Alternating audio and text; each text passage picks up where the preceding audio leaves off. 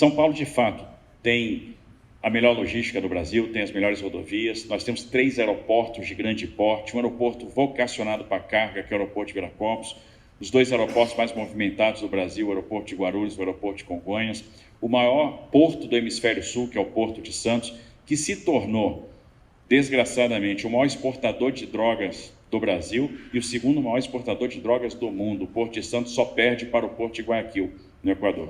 Então, esse é um grande problema. Temos fronteira com o Mato Grosso do Sul, temos fronteira com o estado do Paraná, e a gente percebe que o Brasil não produz pasta base, o Brasil não produz fuzil, esse material está chegando no nosso território de algum lugar. Então, isso leva a gente a perceber alguns detalhes e algumas nuances desse problema. Primeiro, um falho controle de fronteiras. Então, a gente tem um efetivo insuficiente para controlar nossas fronteiras, uma extensão enorme de fronteira seca e ainda baixo uso de tecnologia. Então, o controle de fronteiras é fundamental.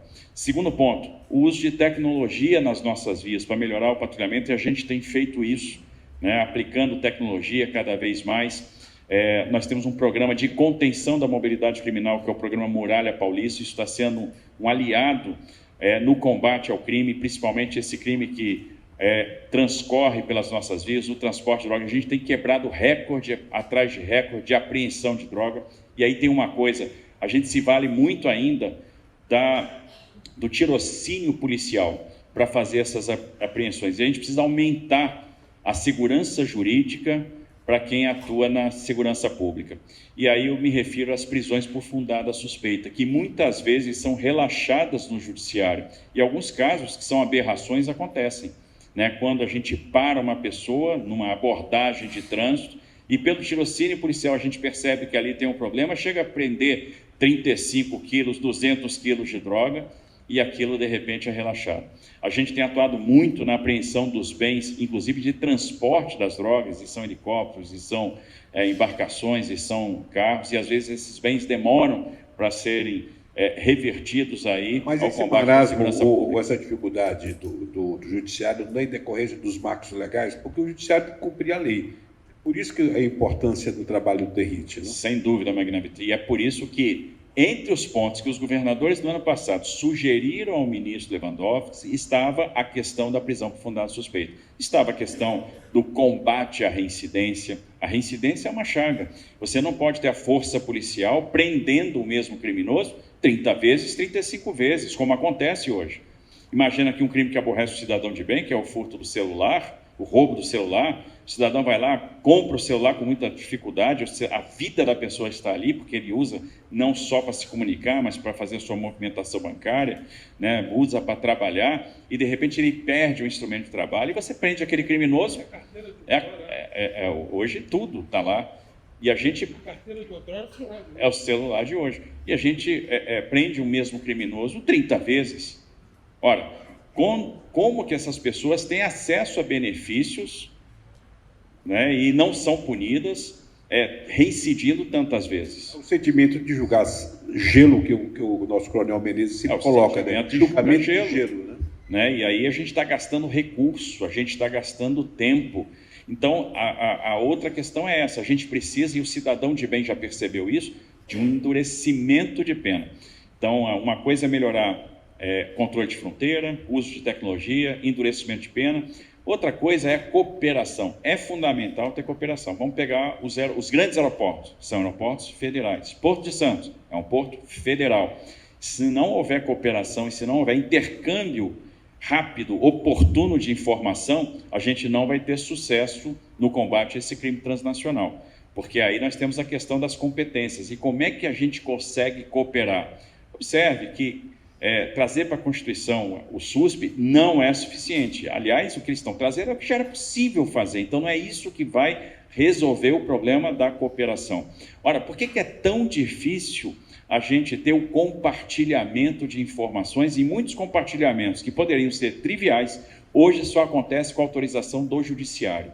E isso prejudica muito a investigação. Ora, os governos dos estados e as polícias dos estados não têm acesso a informações do COAF.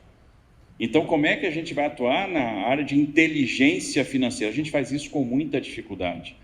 E graças a Deus, quem tem sido aliado para a gente nessa seara tem sido justamente o MP, que ainda consegue alguma informação, mas esse compartilhamento de informação poderia ser muito mais fluido. Então, quando a gente pensa na questão logística, a gente tem que pensar, obviamente, no uso maciço de tecnologia, no controle das fronteiras, na cooperação entre os entes da federação, no compartilhamento ágil de informação.